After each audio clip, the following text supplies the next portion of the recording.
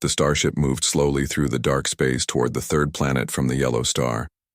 Captain Zira looked at the readings on her screen and shook her head. The planet below them was covered in white ice that went on forever. "Another dead world," she said to her crew. "Just like the others we found." Dr. Keth stood beside her, studying the numbers that appeared on the computer. She was the ship's expert on life forms, and she had seen many planets like this one. But something felt different about this place. "The ice is very thick," Keth said. "It covers almost everything. But look at these heat readings. There are warm spots under the ground." The crew of the ship called themselves the Zephyrians. They traveled between stars looking for new worlds and new kinds of life. Their home planet was far away, and they had been traveling for many years. They had found many empty planets, but they always hoped to find something special. "We picked up radio signals from this system many years ago," said Officer Tal from his station. "But then they stopped. We thought the people here died out." "Captain," Zira nodded. "This happened often.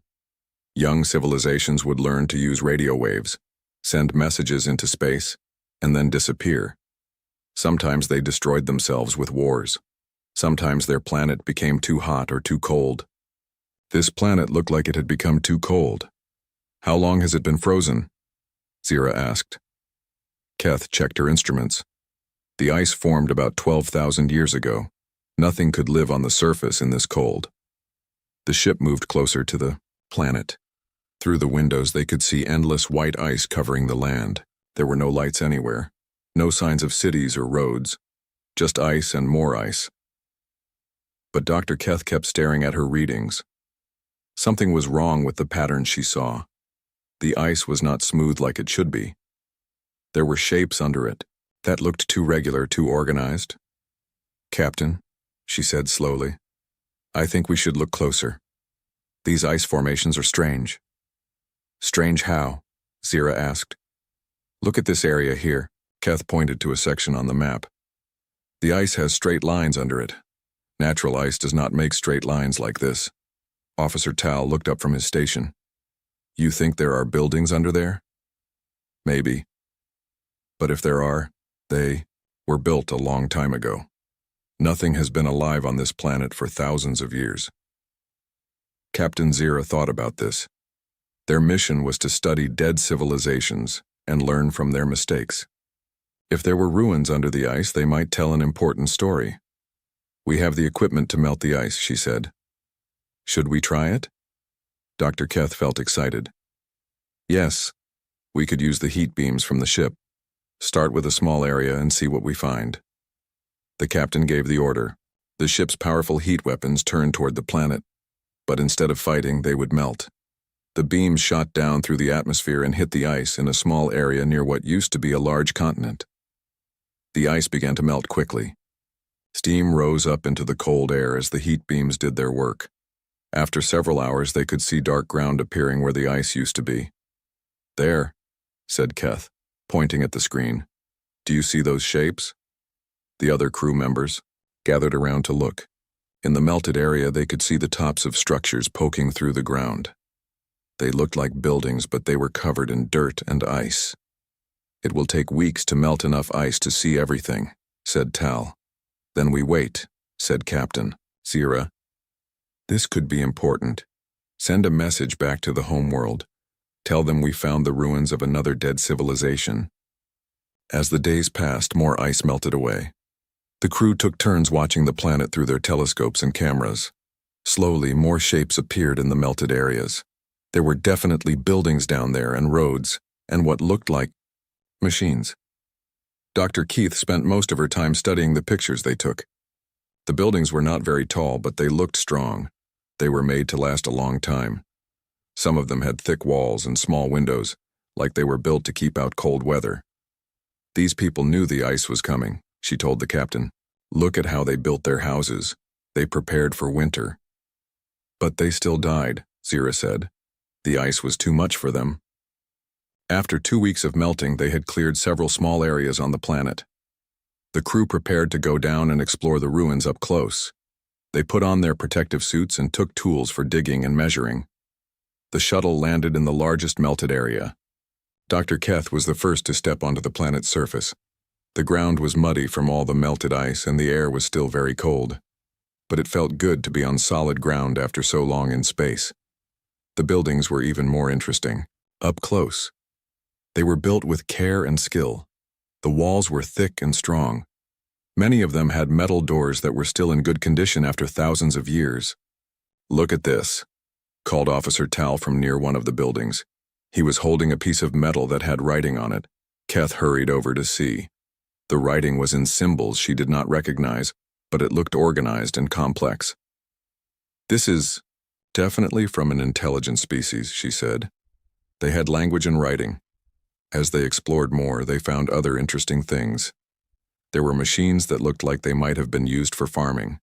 There were pipes that carried water from one place to another. There were even what looked like vehicles, though they were very old and rusty. But the strangest thing they found was a tall metal tower on a hill near the edge of the melted area. It had a pointed top, and what looked like equipment attached to it. "What do you think that is?" asked Tal. Dr. Keth studied it carefully. "It looks like it might be for communication. See those metal pieces at the top? They look like antennas." They climbed up the hill to get a closer look at the tower. It was tall and strong, built to survive harsh weather. At the base, they found a small building with thick walls and a heavy door. The door was locked but not damaged.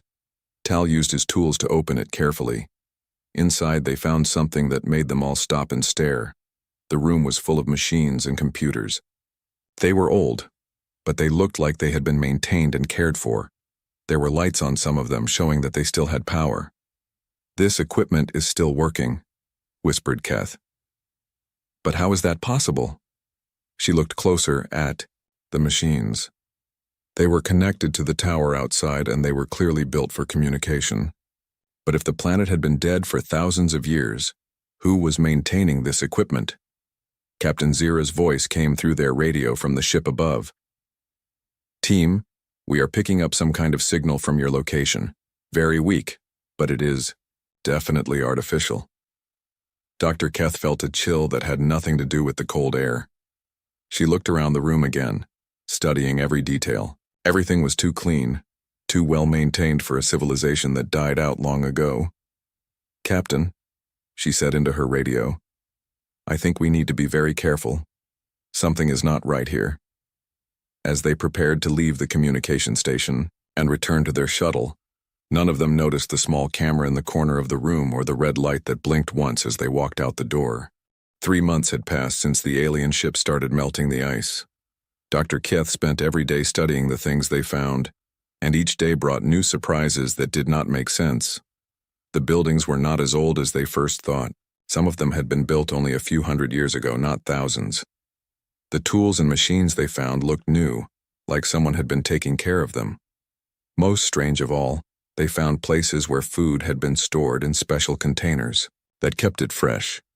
"This does not fit with what we know," Keth told Captain Zira as they looked at pictures from the planet. "Dead civilizations do not have fresh food." Officer Tal had found something even more puzzling. In one of the larger buildings, there were books and papers that showed detailed maps of the planet. But these maps showed the ice covering everything, like someone had drawn them after the Ice Age started. "Look at this," Tal said, showing them a drawing he found. "This shows where the ice is thickest and where it is thin. Why would dead people need to know about ice?" Dr. Keth studied the drawing carefully. It was very detailed and accurate. Their own instruments showed the same patterns of thick and thin ice that were drawn on this old paper. The most confusing discovery came when they found a large underground room beneath one of the buildings. The room was carved out of solid rock and was much bigger than anything they had seen before.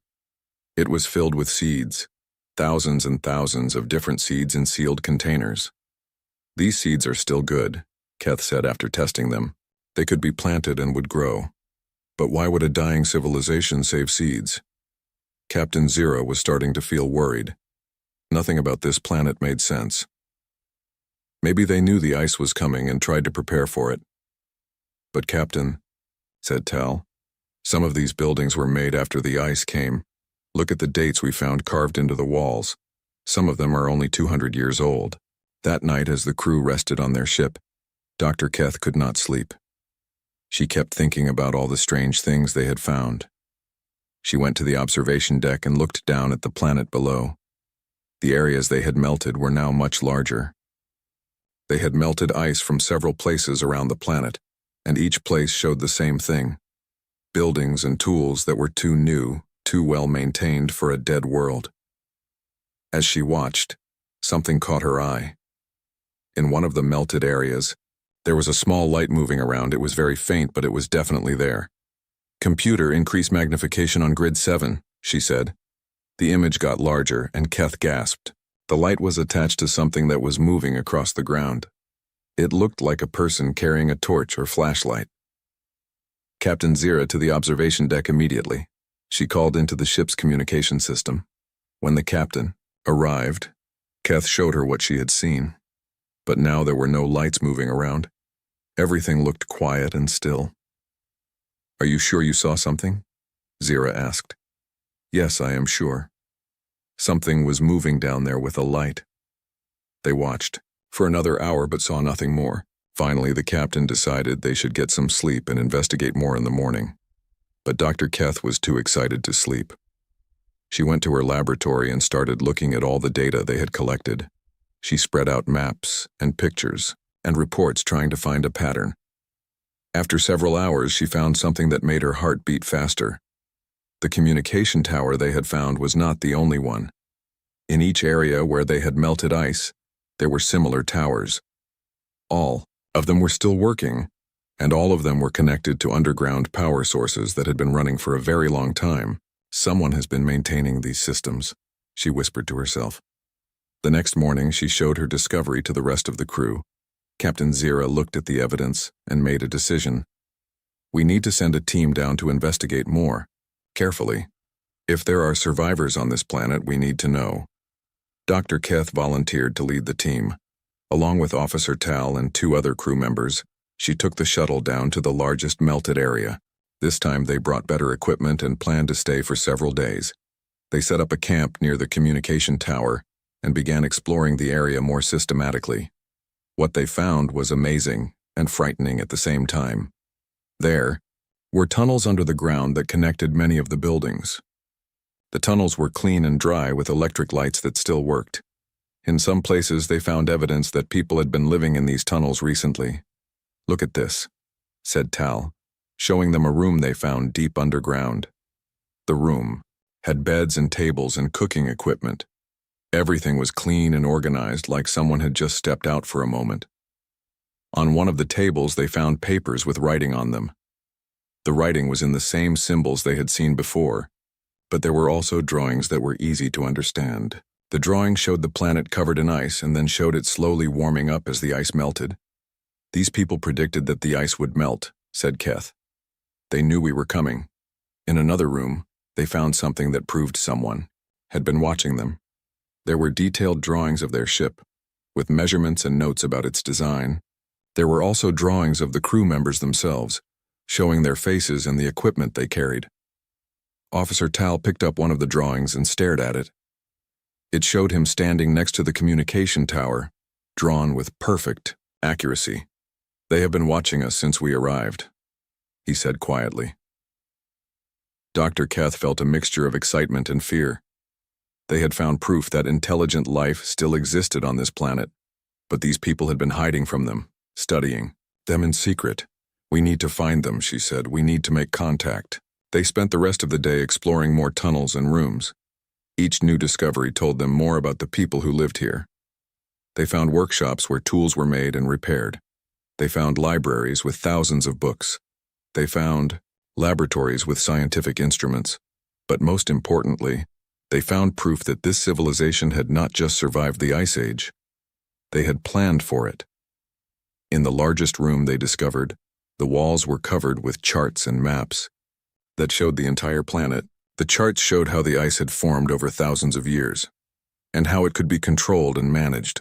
There were detailed plans for underground cities and systems for growing food without sunlight.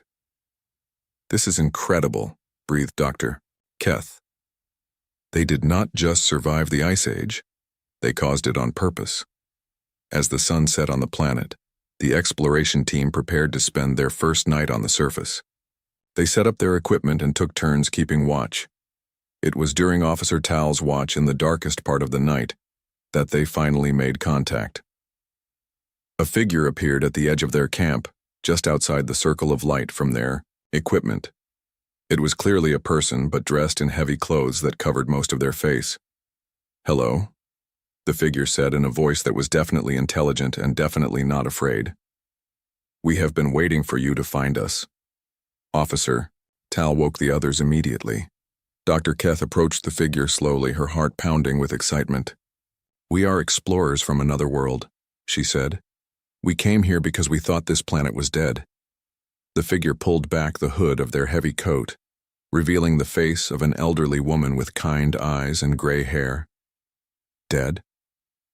The woman said with a smile. "No, we are not dead. We have been sleeping, waiting for the right time to wake up, and now that time has come." The old woman's name was Elena, and she was not alone. As the sun came up, more people appeared from hidden places around the melted area. They came out of doorways that had looked like solid rock, and from tunnels that the aliens had not found. There were about 20 of them, all dressed in warm clothes that were made from materials the aliens did not recognize. The people looked healthy and strong, not like survivors who had been struggling to live. Elena spoke to Dr. Keith in words that were surprisingly clear. She had learned the alien language by listening to their radio messages, she explained. Her people had been studying the visitors for months, ever since their ship appeared in the sky. "You speak our language very well," said Keth, amazed. "We are good at learning languages," Elena replied with a smile. "We have had a long time to practice." She led the alien team to a large flat area near the communication tower. As they walked, Elena explained how her people had survived. "When the climate of our world started to change many thousands of years ago, our ancestors made a difficult choice," she said. "They decided to help the change happen faster, to make the Ice Age come quickly instead of slowly." Dr. Keth stopped, walking. "You made the Ice Age happen on purpose?" "Yes. Our scientists knew that the planet needed time to heal from the damage that early civilization had caused. So they built machines that made the ice come faster, and they prepared places for people to live safely underground." Officer Tal looked confused. "But why would you want to freeze your whole planet?" Elena pointed to the melted ground around them. "Because we knew that someday the ice would melt again, and when it did, we would have a clean, healthy world to rebuild on." As they reached the flat area, Elena made a signal with her hand. Suddenly the ground began to move. A large section slid away, revealing a hidden entrance that led down into the earth. "Welcome to New Geneva," Elena said, "one of our underground cities." The aliens followed her down a wide staircase carved from stone. Electric lights lit the way, powered by systems that had been running for hundreds of years. As they went deeper, the staircase opened into a huge underground space. Dr. Keth gasped when she saw what was below. It was a complete city, with streets and buildings and thousands of people. Children played in parks that had been built under artificial suns. Adults worked in gardens where vegetables grew without soil. The air was warm and clean, and everything looked organized and peaceful. "How many people live here?" asked Tal, staring at the amazing sight. "In this city, about 50,000, Elena answered. "There are 12 cities like this around the planet, with a total population of about 2 million people." Captain Zira's voice came through their radio communicators. She had been listening to their conversation from the ship above. 2 million people? Living underground for thousands of years? Elena smiled as she heard the captain's voice. "Not quite thousands of years, Captain Zira. We rotate our populations. Some groups live underground while others sleep in special chambers that slow down aging. Every few hundred years we switch places." She led them through the streets of the underground city. The buildings were beautiful and functional, built to last for centuries. The people they met were friendly and curious about the alien visitors, but not surprised to see them. "We have been preparing for this day for a very long time," explained Elena as they walked. We knew that eventually someone from another world would come to investigate our planet. They visited a large building that Elena called the Hall of Knowledge. Inside, there were rooms full of books, computers, and scientific instruments. But what amazed the aliens most were the detailed records of their own civilization that the humans had compiled. "We have been listening to radio signals from space for over 200 years, said a young man named Marcus, who was introduced as the city's chief scientist. "We learned your language, studied your technology, and tracked your exploration of nearby star systems." Dr. Keth looked at charts on the walls that showed the movements of alien ships across many light years of space. "You have been watching us the whole time. We had to know who was coming to our world," Marcus explained. "We needed to be ready for either friends or enemies." Elena led them to another room where the walls were covered with plans and diagrams.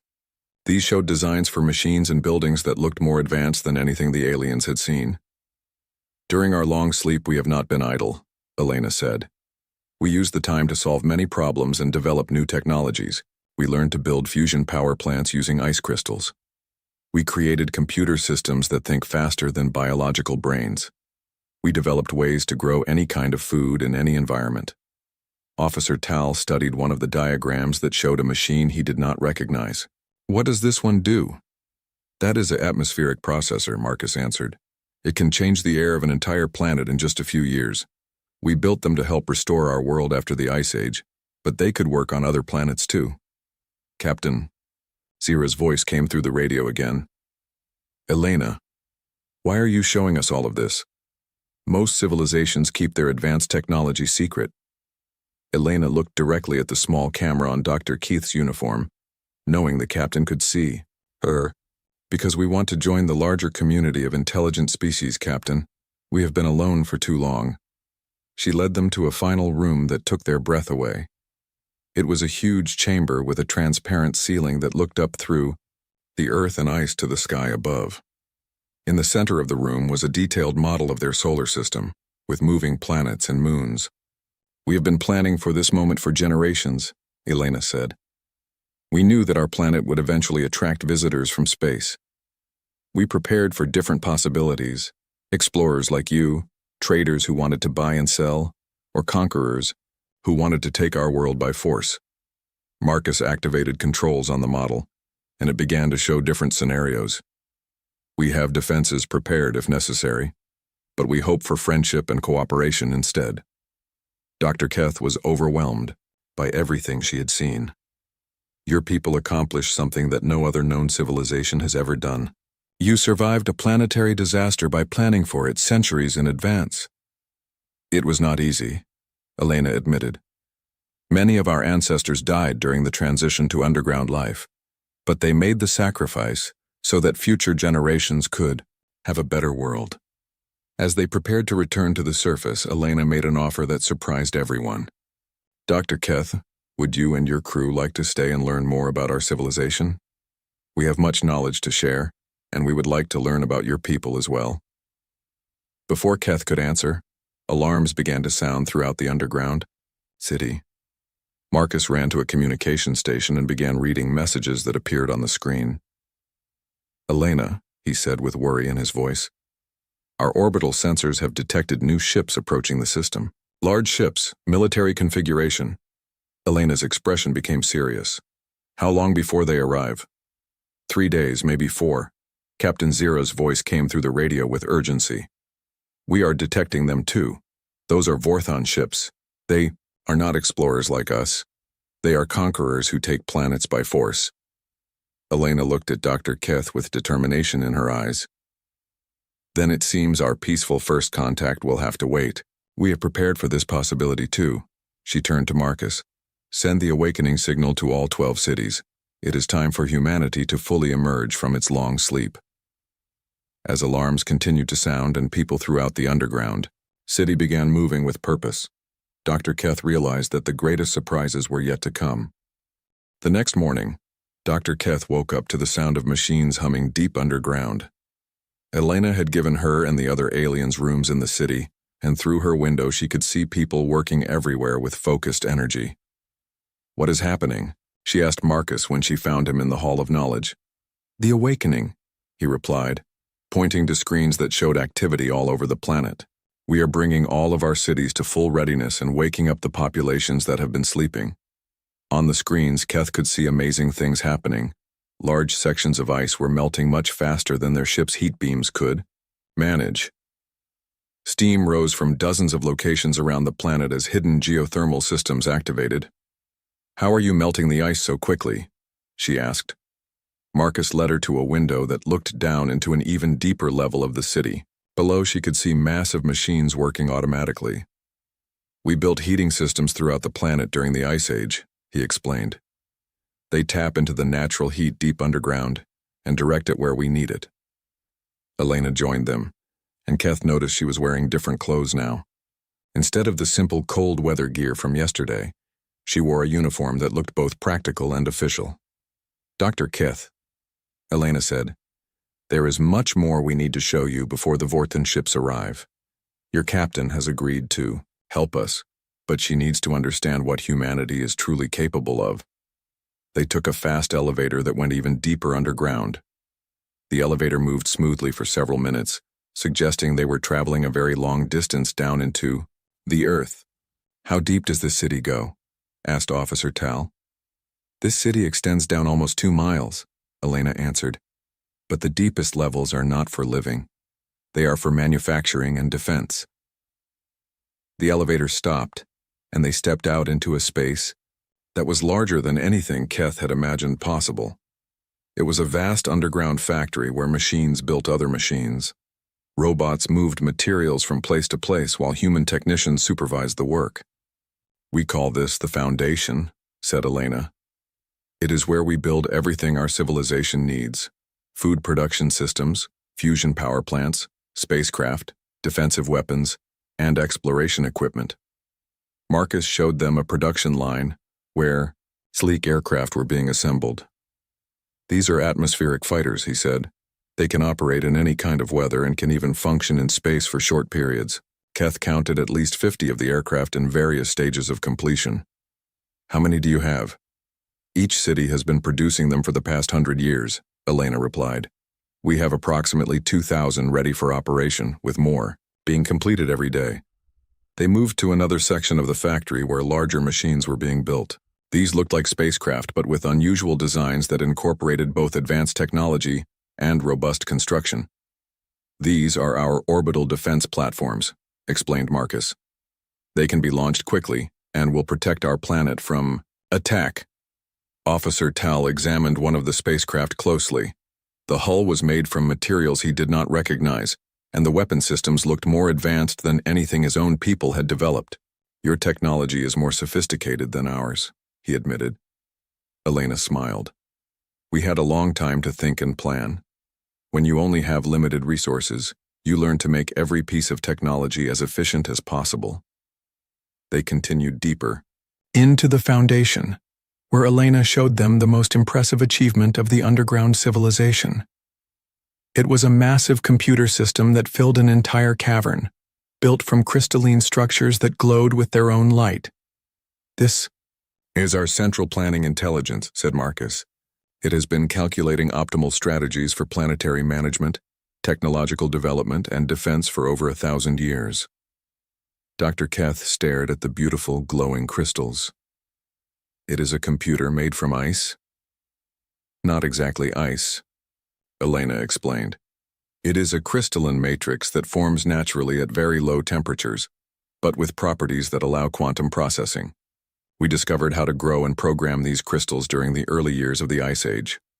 The computer system was not just for calculations, they learned. It was also a vast library that contained all of human knowledge from before the Ice Age, plus everything they had learned during their underground years. We preserved our entire civilization in this system, said Marcus.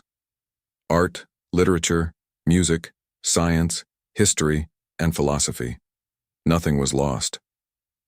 Elena led them to a control station where she activated a display that showed the current status of all 12 underground cities. Each city was now fully active, with populations that had been sleeping now awake and working. How many people are awake now? Asked Keth. About 8 million, Elena replied. Our full active population. The rest remain in long-term preservation, keeping our genetic diversity safe and maintaining our cultural knowledge. The display showed that each city specialized in different tasks. Some focused on food production, others on manufacturing, and still others on research and development. But all of them were connected by underground transportation systems that could move people and materials rapidly across the planet. This is not just survival, realized Dr. Keth. This is a planned civilization that was designed to emerge stronger than before. Exactly, said Elena. Our ancestors knew that merely surviving the Ice Age was not enough. They wanted us to emerge better prepared for whatever challenges we might face. Marcus activated another display that showed detailed plans for rebuilding the surface of the planet. We have been designing new cities that will work in harmony with the natural environment. Clean energy, sustainable agriculture, and transportation systems that do not damage the ecosystem. But the most impressive revelation came when Elena showed them the genetic records of the human population.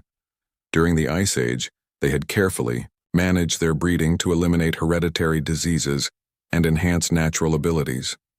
Each generation has been healthier and more intelligent than the last, she explained. We used the time to perfect our species while we waited for the planet to heal. Officer Tal looked at the genetic data with amazement. You have been deliberately evolving yourselves.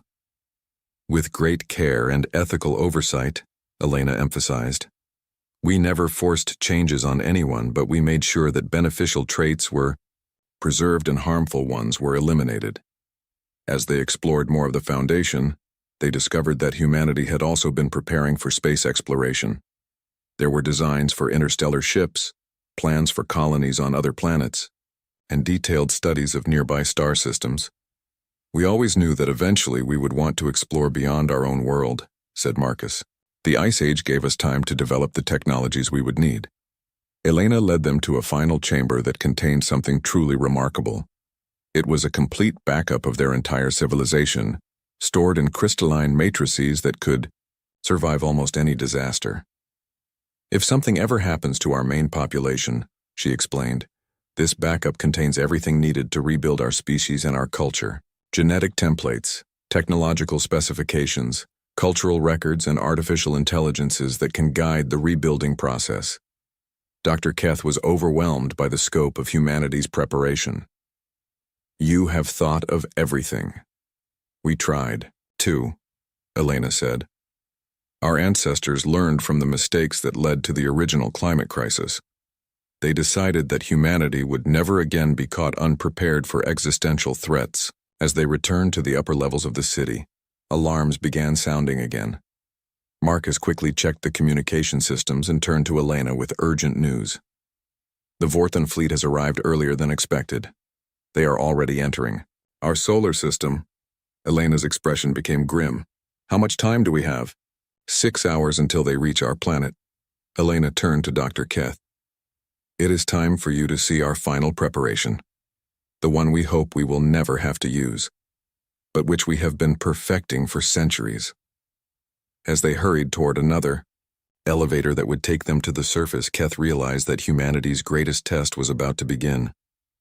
When they reached the surface, Dr. Keth could hardly believe what she saw. The landscape had changed completely in just a few hours. Where there had been solid ice that morning, now there were green fields and flowing rivers.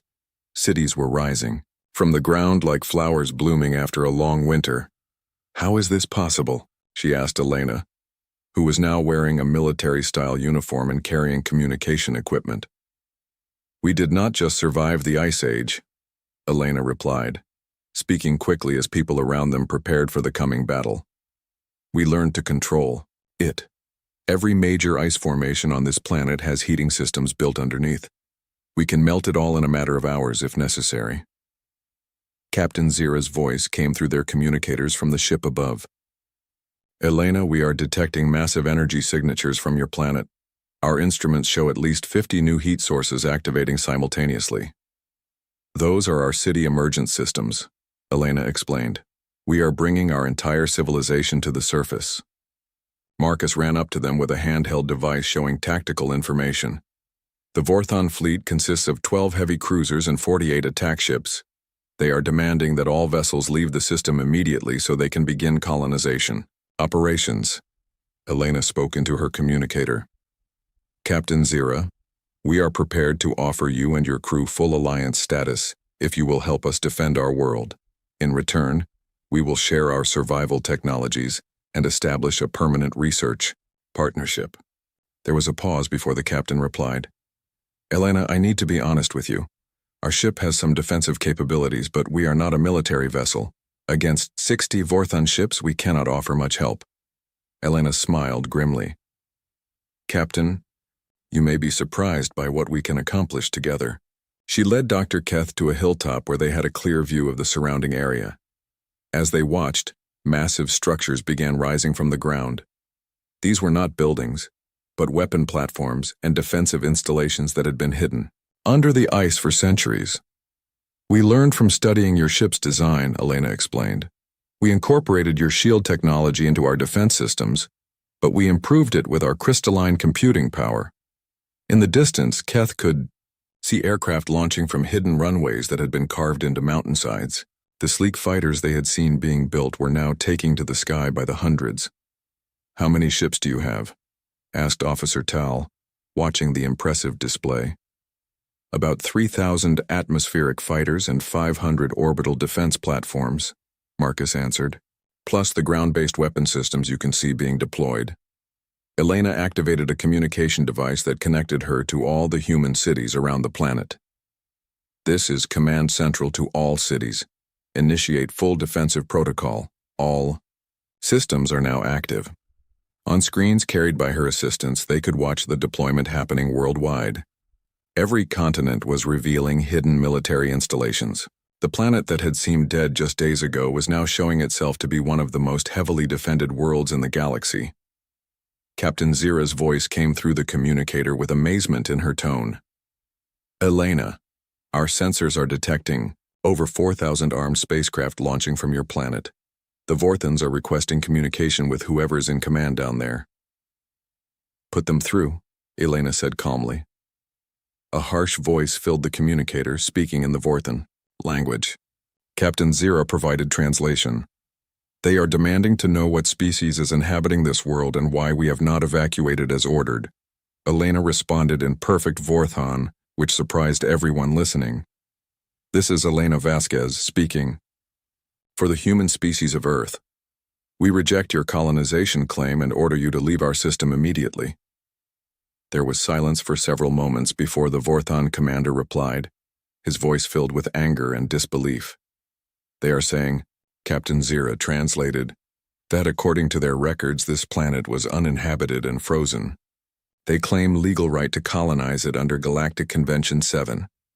Elena's response was cold and clear. Tell them that Earth was never abandoned. We were simply waiting for the right time to emerge, and that time is now. As if to emphasize her point, the final wave of human spacecraft launched from hidden bases. These were larger ships, clearly designed for space combat. They moved into orbital positions with precision that showed years of planning and training. The Vorthon commander's next message was a threat. He gave the humans 1 hour to surrender or face total destruction. Elena turned to Dr. Keth with a serious expression. I want you to understand something important. Humanity does not want war. We have spent thousands of years learning to live in peace with our planet and with each other. But we will not allow anyone to take our world from us. She activated another communication channel. All ships, this is Elena. You are authorized to demonstrate our defensive capabilities. Show them what they are facing. What happened next was unlike anything Dr. Keth had ever seen. The human ships moved in perfect coordination, creating a defensive formation around the planet. Their weapons charged with energy that made space itself seem to shimmer. But instead of attacking, they created a demonstration that left no doubt about their capabilities. Asteroid targets that had been positioned in space were destroyed with such precision and power that the energy discharges could be seen from the planet's surface. Captain Zira's voice was filled with awe. Elena, your weapons technology is far more advanced than anything in the known galaxy. Where did you develop these systems? Necessity and time, Elena replied. When you have limited resources and centuries to work with, you learn to make every invention count. The Vorthan commander's response came quickly. His tone was now much less confident. He wanted to know how many ships the humans could deploy, and what their maximum range capabilities were. Elena's answer was delivered with quiet strength. We have enough ships to defend our world against any threat. Our range capabilities include any location where our people might be threatened.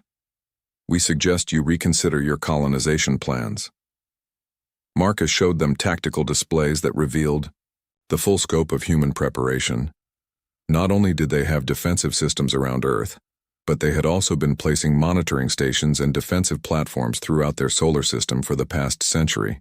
We knew that eventually someone would come who was not friendly, he explained. We prepared accordingly. The standoff continued for 2 hours. The Vorthan ships maintained their position at the edge of the solar system, while their commanders debated their options. Meanwhile, more human ships continued to emerge from the planet, until their numbers rivaled the combined fleets of most galactic civilizations. Finally, the Vorthan commander sent a final message. Captain Zira translated with relief in her voice. They are withdrawing from the system. They cite unexpected resistance from advanced indigenous species as their reason for abandoning colonization plans.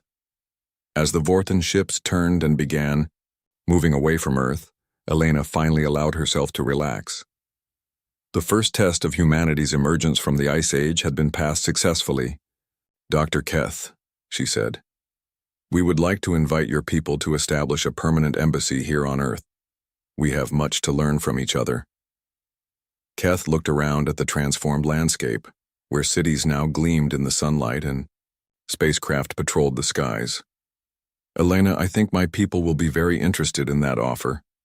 You have accomplished something that no other species in the galaxy has ever managed. And what is that? Elena asked.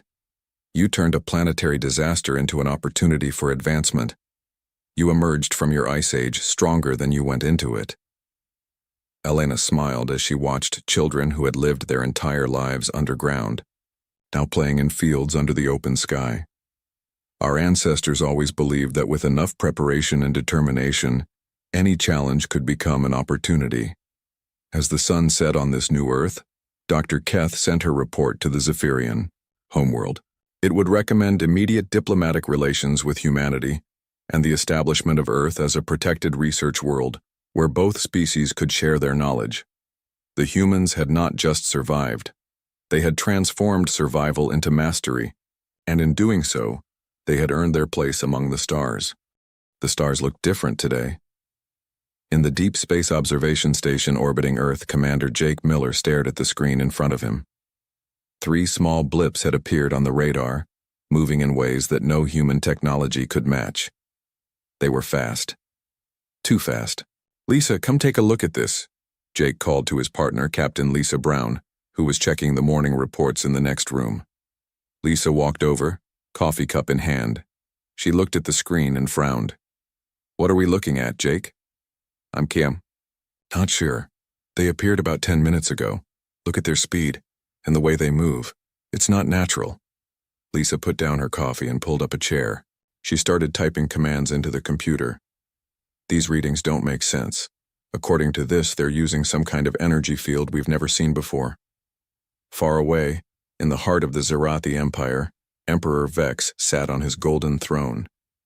Around him, his generals stood in perfect formation. The throne room was vast, with walls that reached so high they disappeared into darkness above. Holographic displays showed star systems, trade routes, and military formations. My Emperor, said General Zort, his second in command.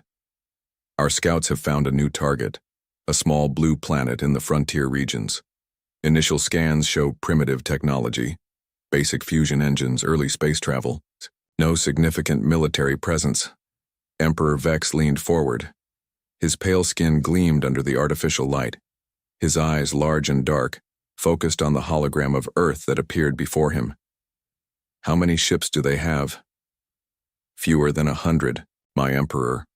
All small vessels used mainly for transport and basic defense. Their largest ship is no bigger than our smallest scout vessel. The Emperor smiled. In 12 star systems, no world had ever resisted the Zarathi Empire. Some surrendered willingly. Others tried to fight but were quickly overwhelmed. This small blue planet would be no different. "Prepare the advance fleet," Emperor Vex declared. 50 warships should be more than enough. I want this world added to our empire within 2 cycles. Back on Earth, Jake and Lisa continued to monitor the strange signals. More blips appeared on their screens. The original 3 had become 6, then 9, then 12. "We need to tell command," Lisa said, reaching for the communication device. "Wait." Jake stopped her. "Look at this pattern. They're not just moving randomly. They're scanning us. These have to be alien probes." Lisa's heart raced. First contact. It was something humanity had dreamed about for centuries. But something felt wrong about this. The movement patterns were too aggressive, too systematic. "Command, this is Observation Station Alpha 7, Lisa spoke into the microphone. "We have multiple unknown contacts in our sector. They appear to be of non-human origin. Requesting immediate backup." The response came quickly. "Alpha 7, this is Command. Are you certain these are non-human?" "Affirmative, Command. Their technology is far beyond anything we possess. We're tracking 12 objects moving at impossible speeds." "Understood. Maintain observation. Fleet units are being dispatched to your location." Jake and Lisa spent the next few hours watching. The probes. They moved with purpose, scanning different parts of Earth's solar system. They checked each planet, cataloged the asteroids, and measured the sun's output. It was clear they were gathering intelligence. "They're mapping us," Jake whispered. "Like we're a target." Lisa nodded grimly. "We need to stop one of these probes. If we can capture it, maybe we can learn something about them." Jake knew she was right. Earth needed to know what it was dealing with. He opened a communication channel to the approaching Earth defense ships. "Earth Defense Force, this is Alpha 7. We have an idea. Can you help us trap one of these probes?" Captain Steve Parker of the Earth Defense Force responded from his ship. "Alpha 7, we're listening. What's your plan?" "We've been studying their movement patterns. They seem to avoid our planet's magnetic field. If we can create a disruption in the field, we might be able to slow one down long enough to capture it." There was a pause. "That's dangerous, Alpha 7. We don't know what these things are capable of." "We don't have a choice," Lisa interrupted. "We need information." Captain Parker considered this. His crew was ready for anything, but capturing alien technology was beyond what they had trained for. Still, Lisa was right. They needed to know what they were facing. "All right, Alpha 7, we'll support your plan. Guide us through it." Jake and Lisa worked quickly. They used the station's limited capabilities to create a magnetic pulse. When one of the probes came close, they released the pulse. The alien craft immediately changed direction, but it was moving too fast. It glanced off the magnetic field and tumbled out of control. "Now!" Jake shouted. Captain Parker's ship moved in quickly, using a tractor beam to catch the spinning probe. For a moment, it looked like the plan had failed. The probe systems tried to self-destruct, but Lisa was ready. She had already identified the power signature and knew how to disrupt it. The probe went dark and was pulled into the Earthship's cargo hold. "Got it," Captain Parker announced. "Good work, you two. We're heading back to Earth. This changes everything." Jake and Lisa watched as the Earth Defense Force ship disappeared from their screens, carrying the captured alien probe. Around them, the remaining probes suddenly turned and headed away from Earth's solar system. They had been discovered, and now they were retreating. "We did it," Lisa said, but she didn't feel victorious. "They'll be back, won't they?" Jake nodded. "But now we have a chance to prepare." On the Zarathi flagship, General Zort received the bad news. "My Emperor, we've lost contact with Probe Unit 12. The primitives have captured it." Emperor Vex's expression darkened. "Impossible. Their technology is centuries behind ours. It appears they use their planet's natural magnetic field as a weapon. We underestimated their ingenuity." The Emperor stood up. No world had ever captured Zarathi technology. This small blue planet was already proving to be different from their usual conquests. Accelerate our timeline, he ordered. I want the full advance fleet ready immediately. These primitives must not have time to study our technology. We attack at first light. Back on Earth, Dr. Sam Davis and his team at the Global Defense Research Institute worked around the clock. The captured probe was unlike anything they had ever seen. Its technology was based on principles that human science was only beginning to understand. Look at this, Dr. Davis said to his colleague, Dr. Helen Clark. The entire ship is powered by quantum field manipulation. If we can understand this, we can adapt it to our own defenses. But we have so little time, Dr. Clark replied. If they send probes, they'll send ships, real warships. Then we better work fast, get everyone in here, I don't care what time it is. We have a world to save. General Mike Thompson walked into the war room at United Earth Defense Headquarters. Maps, charts, and holographic displays covered every surface. His staff was already hard at work, preparing for what might be humanity's greatest challenge. What's our status?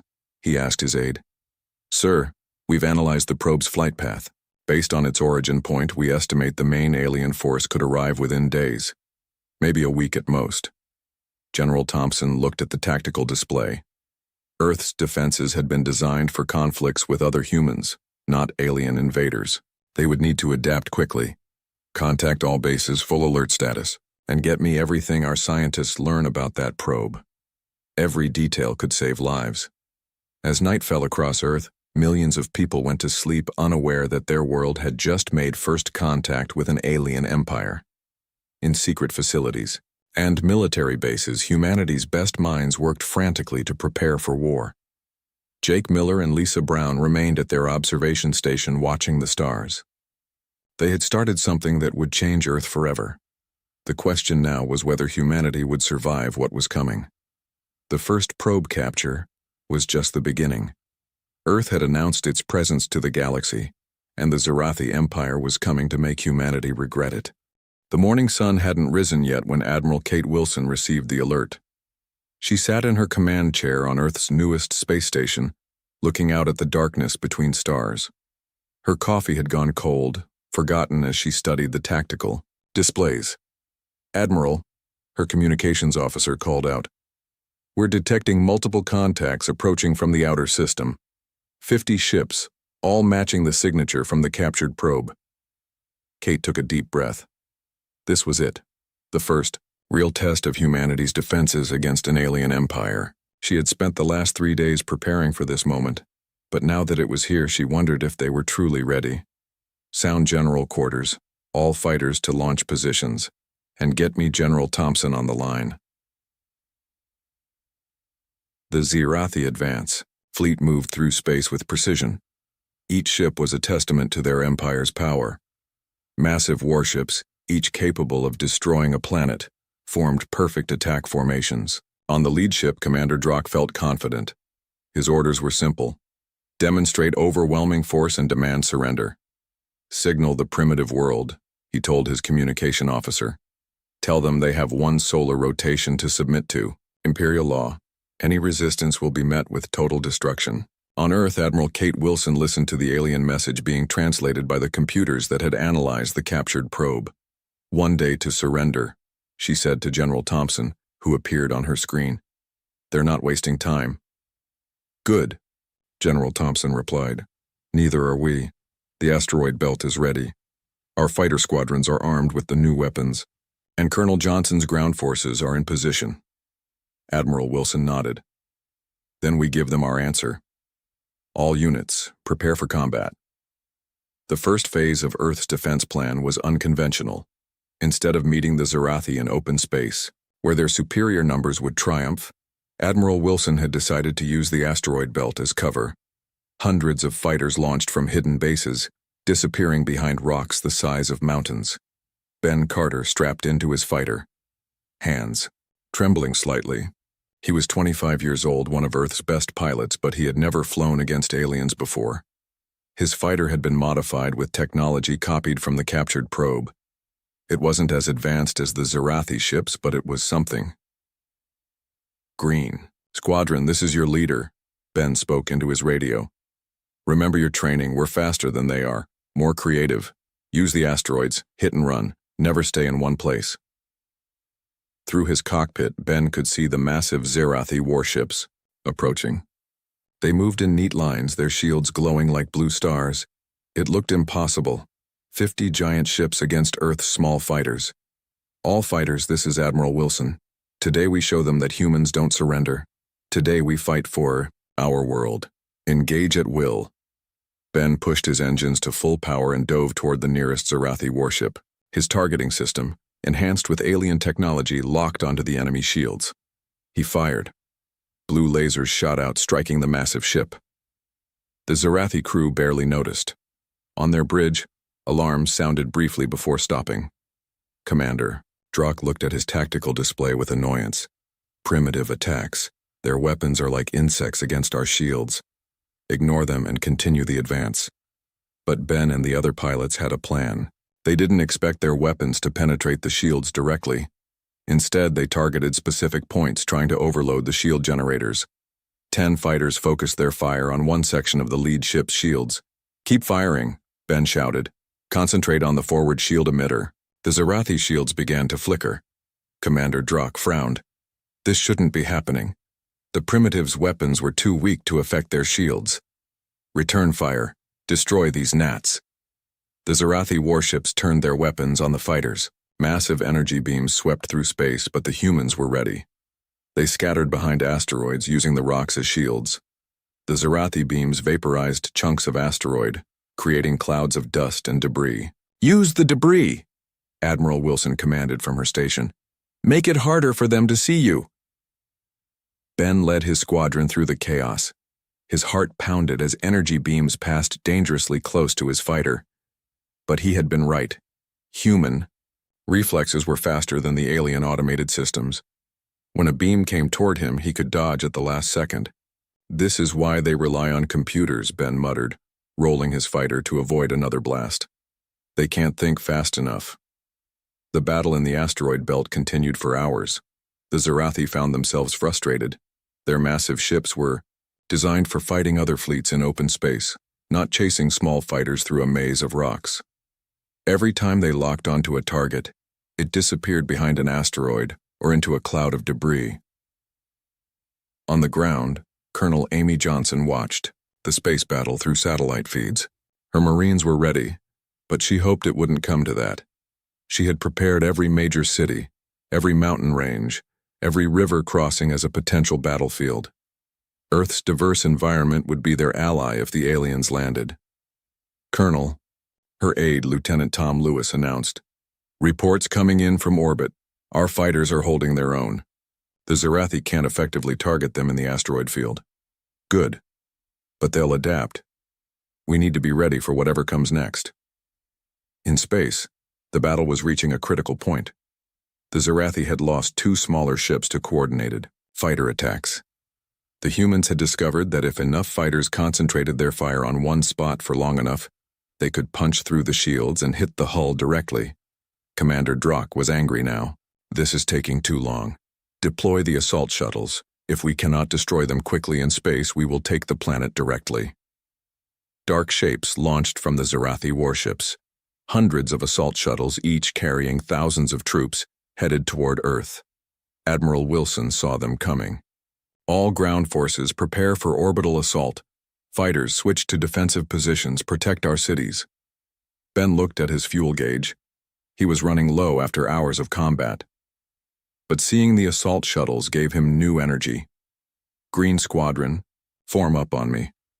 We're going after those transports. The fighters regrouped and dove toward the incoming shuttles. These were larger targets, easier to hit, but they had heavy armor. Ben led the attack, his computer calculating the best approach. Target their engines, slow them down. The space around Earth became a battlefield unlike anything in history. Fighters danced between assault shuttles, trying to disable them before they could reach the planet's surface. Some made it through, beginning their descent into Earth's atmosphere. Colonel Johnson activated her communication system. All units, incoming enemy forces, multiple landing zones confirmed. Execute defense. Plan Omega. Around the world, human soldiers took positions. In the mountains of Colorado, teams prepared to use the terrain against the invaders. In the forests of Canada, special forces set up ambushes. In the deserts of Africa, units buried themselves in the sand, waiting. The first Zarathi shuttles landed in remote areas as expected. The aliens had chosen locations away from major population centers, planning to establish secure beachheads before advancing. But this was exactly what Colonel Johnson had predicted. Every landing zone had been prepared with surprises. In a forest clearing, Zarathi troops marched out of their landed shuttle. They wore advanced armor and carried weapons that hummed with energy. To them, this mission was routine. They had conquered dozens of worlds. Hidden in the trees, a team of human special forces waited. They had spent days studying footage from the captured probe, learning about Zarathi equipment and tactics. When the aliens were halfway across the clearing, the humans struck. The forest erupted with small arms fire, explosions, and chaos. The Zarathi troops tried to respond, but the humans used hit-and-run tactics. They fired from concealment, then moved before the aliens could return fire. They're using primitive kinetic weapons, one Zarathi soldier reported over his radio. Our armor is effective, but they know our weak points. This was happening at landing zones around the world. The Zarathi found themselves fighting a different kind of battle than they were used to. In space, they faced nimble fighters they couldn't catch. On the ground, they faced enemies who knew every rock, every tree, every hiding place. Admiral Wilson monitored the global situation from her command center. The first wave wasn't going as the Zarathi had planned, but it wasn't over either. She knew this was just the beginning. "Status report," she called out. "Admiral, we've lost 12% of our fighter force, but we've disabled 15 enemy assault shuttles. Ground forces report mixed results, but they're holding their positions." Kate nodded. "And the main Zarathi fleet?" "They're regrouping. It looks like they're preparing for a more concentrated assault." Through the view screen, Kate could see the distant lights of the Zarathi warships. They had learned their first lesson about humanity. Now it was time to see how they would adapt. "All units, prepare for Phase 2. They'll be coming harder this time." The first battle was over, but the war had just begun. The rain fell hard over the Global Defense Research Institute. Dr. Sam Davis looked out the window, watching the security teams move equipment through the muddy grounds. 3 days of constant fighting had left everyone exhausted. But there was no time to rest. "Sam, you need to see this," Dr. Helen Clark called from across the lab. She stood before a holographic display, surrounded by the remains of Zarathi technology they had gathered from the battlefield. Sam walked over, his coffee mug in one hand and a tablet in the other. The hologram showed a complex energy pattern that seemed to pulse and shift. "What are we looking at?" he asked. "The quantum field that powers their shields," Helen explained. "I've been studying it for hours. There's something strange about how it interacts with our atmosphere." Sam studied the pattern. "Show me the interaction." Helen pressed a button, and the display changed. It now showed Earth's atmosphere overlaid with the Zarathi quantum field. Where they met, there were ripples and distortions. "Our planet's magnetic field creates interference," Helen said. "The Zarathi don't seem to know this. Their shields work perfectly in space, but near Earth they become unstable." Sam's eyes widened. "Can we use this?" "I think so. If we can amplify the interference, we might be able to disrupt their shields completely." Across the city, Commander Steve Parker prepared for the most dangerous mission of his life. His team had been selected to infiltrate a damaged Zarathi warship that had crash-landed in the Arctic. The ship was partially buried in ice, but its main systems were still active. "Remember the plan," Steve told his team as they gathered in the briefing room. "Maria, you handle the technical stuff. Tom, you're on communications. We get in, grab their data, and get out. No heroics." Maria Garcia, the team's tech specialist, checked her equipment one last time. "The cold will help mask our heat signatures, but we'll need to move fast once we're inside." Tom Lewis, the communications expert, adjusted his headset. "I've been studying the alien language patterns from the probe. I should be able to navigate their computer systems." The team flew north in a stealth aircraft, arriving at the crash site under cover of darkness. The Zarathi ship looked like a black mountain rising from the white landscape. Despite the crash, it was still massive, at least 300 meters long. Movement detected, their scout reported. Alien patrols around the perimeter, looks like about 20 units. Steve nodded. They're probably protecting something important. Let's use the blizzard as cover. The Arctic wind howled as the team crept toward the ship. The Zarathi patrols moved in mechanical patterns, clearly following programmed routes. Steve led his team between the patrols, timing their movements perfectly. They found an access port that had been damaged in the crash. Maria worked her magic, using a combination of Earth technology and knowledge gained from the captured probe to open it. "We're in," she whispered. Inside, the ship was dark and cold. Emergency lighting flickered along the corridors, casting strange shadows. The team moved silently, following the architectural patterns Tom had memorized from their probe analysis. Command. "Center should be this way," Tom said, pointing down a corridor that angled upward. They encountered no resistance inside. The crash had killed or injured most of the crew, and the survivors were apparently focused on external defense. After 15 minutes of careful movement, they reached the command center. The room was vast, filled with holographic displays and control stations.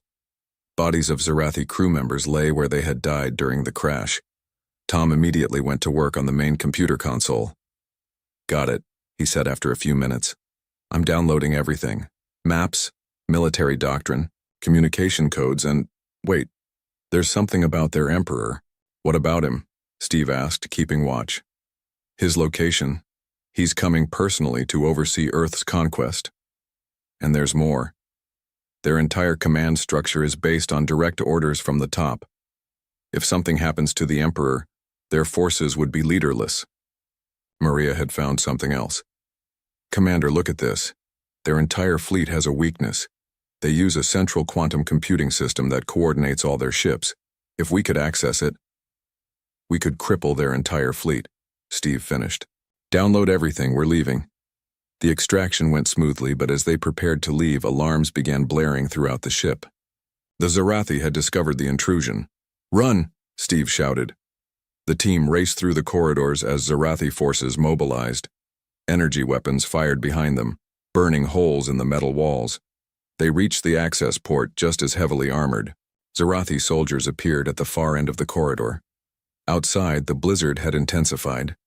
The team ran through the snow, the alien ship fading behind them in the white chaos. They didn't stop until they reached their extraction point. "Command. This is Parker," Steve called on his radio. "We've got the package, bringing home some very interesting information." Back at Earth's Weather Satellite Control Center, engineer Rachel White made a startling discovery. She had been trying to modify the weather monitoring system to better track Zarathi movements when she noticed something unusual. "Boss, come look at this," she called to her supervisor. The supervisor, an older man named Bill, walked over to her console. "What's wrong?" "Nothing's wrong. Something's very right," Rachel said, bringing up a display. "I've been comparing our weather data with reports of Zarathi ship movements. Their stealth technology doesn't work properly in certain weather conditions." Bill raised an eyebrow. "Explain." "Their cloaking devices use quantum fluctuations to bend light around their ships. But our weather systems, especially during storms, create electromagnetic disturbances that interfere with those fluctuations. So we can see them in bad weather?" "Not just see them," Rachel grinned. "We can track them. Every storm over our planet essentially becomes a giant radar system for detecting cloaked Zarathi ships." Bill immediately understood the implications. "Get this information to Admiral Wilson right away. This could change everything." In the Research Institute, Sam and Helen worked frantically. They had made a breakthrough. By combining their knowledge of Zarathi quantum fields with Earth's unique magnetic properties, they had developed a weapon. "It's not exactly a weapon," Helen corrected as she showed the device to General Thompson. "More like a quantum interference generator. When activated, it creates waves that disrupt Zarathi technology." General Thompson looked at the device, which was about the size of a small car. "How does it work?" We broadcast quantum interference on the same frequency their technology uses, Sam explained.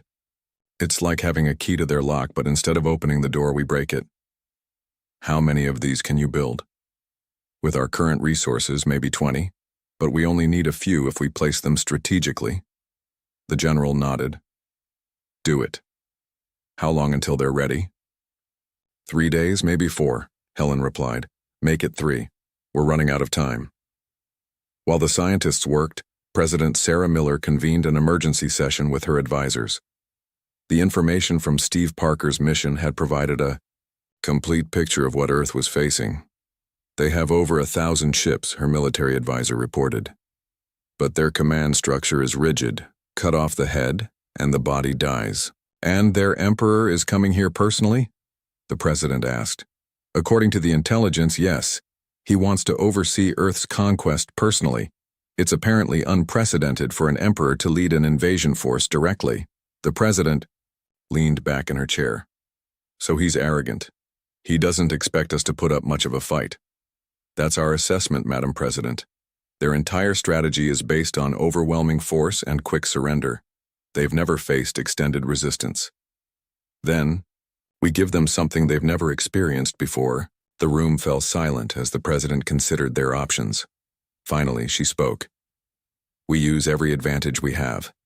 The weather tracking, the quantum interference devices, everything. And we prepare a special welcome for their emperor. Around the world, humanity mobilized. The breakthrough discoveries were shared with all defense forces. Weather centers became military installations. Scientists worked alongside soldiers.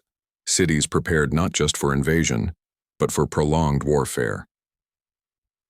In the Arctic, Steve Parker briefed Admiral Wilson on what his team had discovered. The admiral listened intently, her mind already working on how to use this information. A central computing system, she mused. If we could reach it, it would be like unplugging their entire fleet at once, Steve confirmed.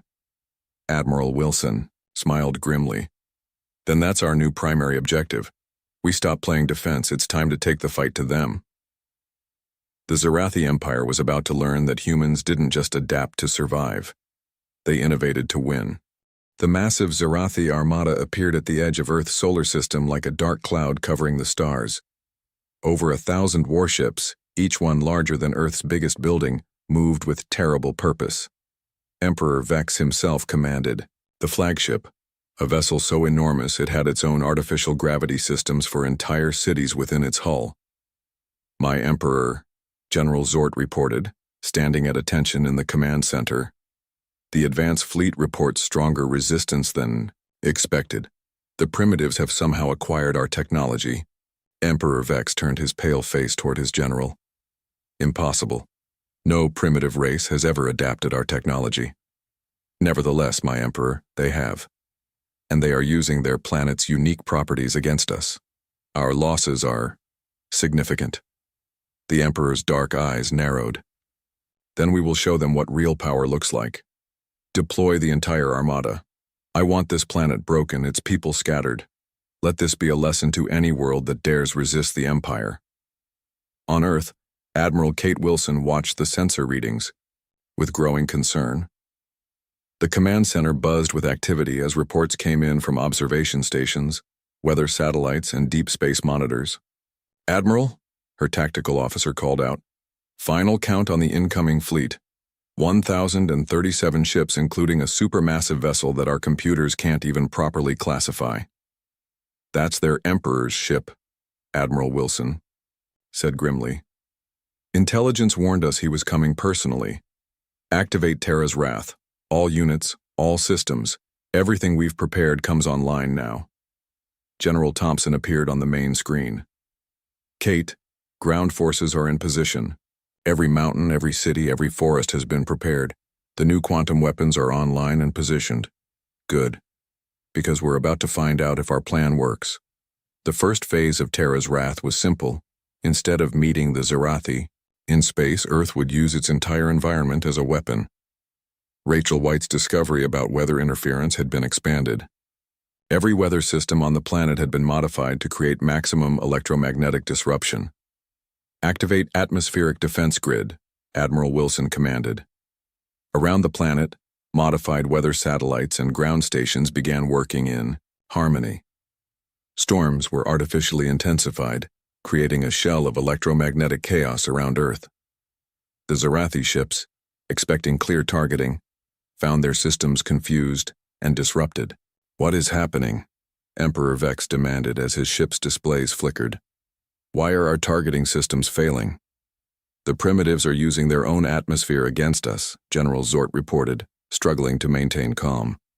"Their weather is creating interference with our quantum systems." Ben Carter strapped into his fighter for what might be the last time. Around him, hundreds of other pilots did the same.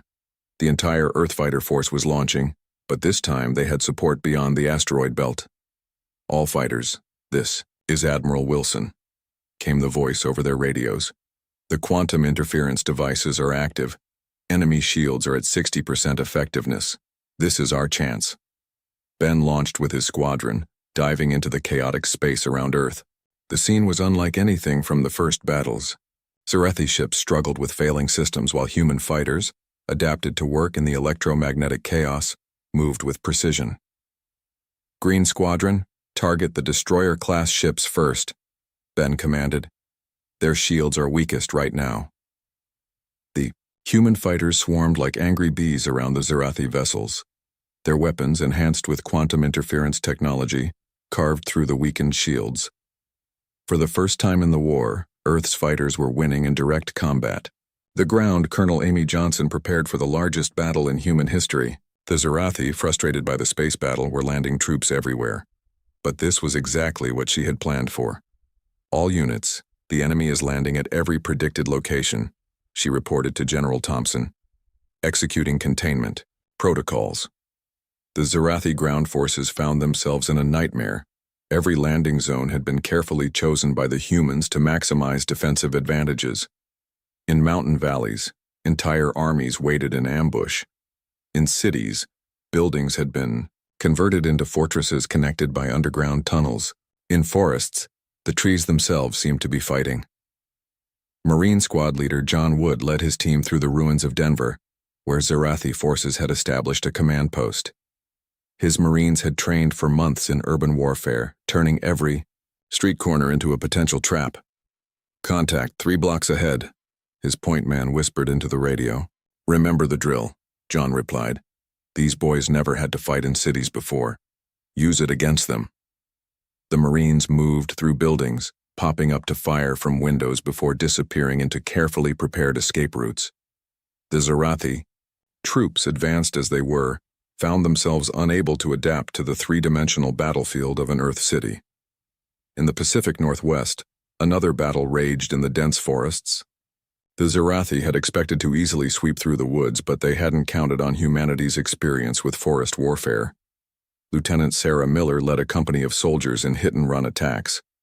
They used the forest like a maze, striking quickly and fading back into the green before the Zarathi could respond. "Tree line 200 meters, her sergeant called out. "Enemy patrol moving east." "Set the trap," Sarah ordered. "Remember, they can't tell our body heat apart from the wildlife. Let them get close." The Zarathi patrol marched confidently through the forest, their advanced sensors somehow failing to detect the humans hiding mere feet away. When Sarah gave the signal, the forest exploded with gunfire. Within minutes, the patrol was neutralized, and the humans had vanished like ghosts. High, above the battle, the quantum interference devices had turned the tide in space. Dr. Sam Davis monitored the devices from a secure bunker, watching as Zarathi ships lost system after system. "Increase the frequency by 20%, he told his team. "Their main computers are adapting, but slowly."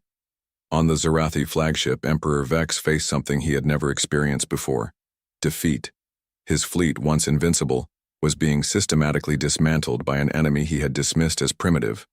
"Sir, all ground forces report heavy resistance," General Zord announced. "They're taking massive casualties. The primitives seem to know exactly where we will attack." "And our ships? Shields are failing across the fleet. Our quantum systems can't function properly in this electromagnetic environment. We're losing 3 ships for every one of theirs." Emperor Vex slammed his fist on the command console. This is impossible. No world has ever resisted us like this. But what frustrated him most was how Earth's forces fought. The Zarathi military doctrine was based on overwhelming force and fear. When that failed, they had no backup strategy. Humans, on the other hand, seemed to thrive on adaptation and creativity. Admiral Wilson seized the moment. The Zarathi fleet was in disarray. Their ground forces were bogged down and their command structure was showing signs of strain. It was time for the boldest move yet. All forces, initiate final phase of Terra's wrath, she announced. Target, the Emperor's flagship. End this now. Every available Earthship, fighter, and weapon system turned toward the massive Zarathi command vessel. The Emperor's ship had weapons that could destroy planets, but its shields were fluctuating from the quantum interference. Ben Carter led the fighter assault, diving directly at the flagship's bridge. All fighters concentrate fire on the command section. Let's give their Emperor a proper welcome to Earth. The space around the flagship became a maelstrom of fire and energy. Human fighters weaved between defensive fire, their pilots using reflexes and intuition that no Zarathi computer could match. Marine assault shuttles, protected by the fighter cover, actually began boarding the enemy flagship. Colonel Amy Johnson's ground forces, having contained the initial landing, now went on the offensive. Using captured Zarathi technology and their own innovations, human forces began attacking the enemy beachheads. Push them back to their ships, she ordered through the command network. Don't let them regroup. For the first time in its long history, the Zarathi Empire was not just facing resistance, it was facing defeat. The perfect order of their fleet was breaking down into chaos. Ground forces that had never experienced prolonged combat were in full retreat across multiple continents. Emperor Vex watched his empire's myth of invincibility crumble around him. These humans had done something impossible. They had turned their weaknesses into strengths, their planet into a weapon, and their creativity into a military doctrine the Zarathi couldn't counter. My Emperor, General Zort said quietly. Perhaps we should consider— Never, Vex thundered. The Empire does not retreat. I will deal with these primitives personally. But even as the Emperor spoke, human commandos were cutting their way through his ship's corridors. Quantum interference was shutting down his flagship's weapons, and Earth's fighters were closing in on the bridge itself. The turning point had come. Earth would either win completely or fall trying. There would be no middle ground in this war. Commander Jack Anderson and his Special Forces team moved through the corridors of the Zarathi flagship like shadows. The ship's massive size worked in their favor. Most of the Zarathi crew was focused on the space battle outside, leaving the internal corridors poorly defended. Bridge is 2 levels up, whispered Emma Turner, the team's stealth specialist. She checked her modified scanner, stolen from a captured Zarathi ground trooper. Minimal security. Most of their forces are at the outer defense points, Jack signaled his team forward. They had trained on mock-ups built from the intelligence Steve Parker's team had gathered, but the real thing was even more massive than expected. Every corridor could fit a tank. Every door required special alien codes that Emma had memorized during weeks of preparation. On the bridge of the flagship, Emperor Vex watched his empire crumble. Screens showed Zarathi ships exploding, ground, troops in retreat, entire systems failing across his fleet. For the first time in his long life, doubt crept into his thoughts. My Emperor, General Zort said urgently. We must withdraw. The fleet is taking catastrophic losses. The Empire has never retreated, Vex replied, but his voice lacked its usual authority. Never in 5,000 years of conquest. Because we have never faced an enemy like this, Zort insisted. Look at them. They fight with spirit, not just technology. They adapt, they improvise. Our doctrine assumes enemies will break when faced with overwhelming force, but these humans— Silence, Vex snapped, though he knew his general spoke truth. The Zarathi Empire had bred out creativity, independence, and adaptability in favor of perfect obedience. It made for efficient government but poor generals when facing the unexpected. Jack's team reached the bridge level. Through the massive doors they could hear the alien voices discussing retreat.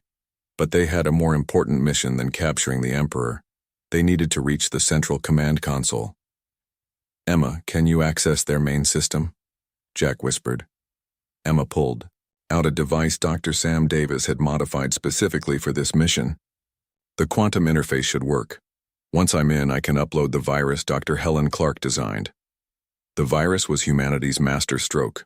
Not a destroying program, but a translating one. It would force every Zarathi ship to broadcast surrender, messages in their own language while simultaneously shutting down their weapons systems. The team bypassed the bridge guards using stealth technology stolen from crashed Zarathi ships. Inside, Emperor Vex stood at the center of the command room, arguing with his generals. None of them noticed the humans slip along the walls toward the main computer interface. Emma reached the console and began connecting her device. Her fingers flew over keys that seemed designed for different hands, but her training paid off. Lines of code scrolled across her screen as she hacked into the heart of the Zarathi fleet. "Almost there," she whispered. "Just need 30 more seconds." That's when the alarms started blaring. A guard had finally noticed them. "Intruders, protect the Emperor." Jack's team opened fire, their weapons set to stun rather than kill. Bodies dropped as energy beams flew across the bridge. Jack tackled a Zarathi soldier who got too close to Emma, while other team members created a defensive perimeter. Emperor. Vex stared in shock as human soldiers fought on his bridge. These were the primitives his empire had dismissed. These warriors who had developed countermeasures for every Zarathi weapon, who turned their own planet into a trap. "Got it," Emma shouted. "Virus uploaded. Activating now." Across the Zarathi fleet, something unprecedented happened. Every ship, from the largest warships to the smallest scouts, began broadcasting the same message in the Zarathi language. "Attention all Zarathi forces. This is Emperor Vex. The war is over. Lay down your arms and prepare for diplomatic negotiations. The Empire surrenders to Earth." On Zarathi ships throughout the fleet, soldiers froze in confusion. Their entire chain of command was built on absolute obedience to the Emperor. If the Emperor said surrender, they surrendered. Weapons powered down, shields dropped. The attack ground to a halt. But Emperor Vex had not given that order. He stood on his bridge, watching as his own voice betrayed him. The human virus had taken control of every communication system in the fleet. "Clever," he admitted, looking at Jack's team. "Your species does not just adapt. You predict. You planned for this exact moment." Jack kept his weapon trained on the Emperor but nodded. "We studied you. We learned how your command structure works. We knew that if the Emperor spoke, everyone would listen." General Zort lowered his weapon. Around the bridge, other Zarathi officers did the same. The game was over, and surprisingly, some of them looked relieved. "My Emperor," Zort said quietly, "perhaps it is time to admit the truth. We have never faced a species like this because we have become weak. Our empire bred out the very qualities these humans possess: courage, creativity, the ability to grow stronger in the face of adversity." Admiral Kate Wilson's voice came over the ship's communication system, somehow bypassing all Zarathi security. "Emperor Vex, this is Admiral Wilson of Earth Defense Command. Your fleet has surrendered. Will you honor that surrender?" Emperor Vex looked around his bridge, at his loyal generals who had served him faithfully, at the human soldiers who had outsmarted an empire, at the screens showing his fleet, powerless but intact. "Admiral Wilson," he spoke into the air, knowing she could hear him. "I am Emperor Vex. What the virus broadcast was not my order, but perhaps it should have been. The Zarathi Empire formally surrenders to Earth." The words hung in the air, impossible yet real. An empire that had never known defeat accepting its first surrender. Months later, in a rebuilt United Nations building in New York, Admiral Kate Wilson stood before a gathering of humans and Zarathi. The war was over, but the real work was just beginning. "Today marks 6 months since the Zarathi War ended," she announced. "Today also marks the beginning of a new era, not just for Earth, but for the entire known galaxy." Behind her, former Emperor Vex sat with other Zarathi leaders. He no longer wore the title of emperor. The Zarathi Empire was restructuring, becoming something new. Some called it the Zarathi Federation. Others simply called it change. Ben Carter, decorated pilot and now training instructor, watched from the audience. Next to him sat Dr. Sam Davis, whose quantum interference devices had turned the tide of war. Throughout the hall, humans and Zarathi mixed, sharing knowledge and stories. The Zarathi came to conquer us, Admiral Wilson continued. Instead, they taught us that the galaxy was full of wonders waiting to be discovered. And we, in turn, taught them something their empire had forgotten. That strength comes not from control, but from adaptation, not from fear, but from cooperation. Vex raised his hand to speak, something he hadn't done in centuries as emperor. Kate nodded to him. Admiral Wilson speaks truth, Vex said, his accent still strange but his English improving. The Empire set its sights on Earth to add another, conquered world. Instead, we found something our empire had lost long ago. We found teachers. The hall erupted in applause, both human and Zarathi. Outside the windows, construction ships of both species worked together, building the first joint embassy science station.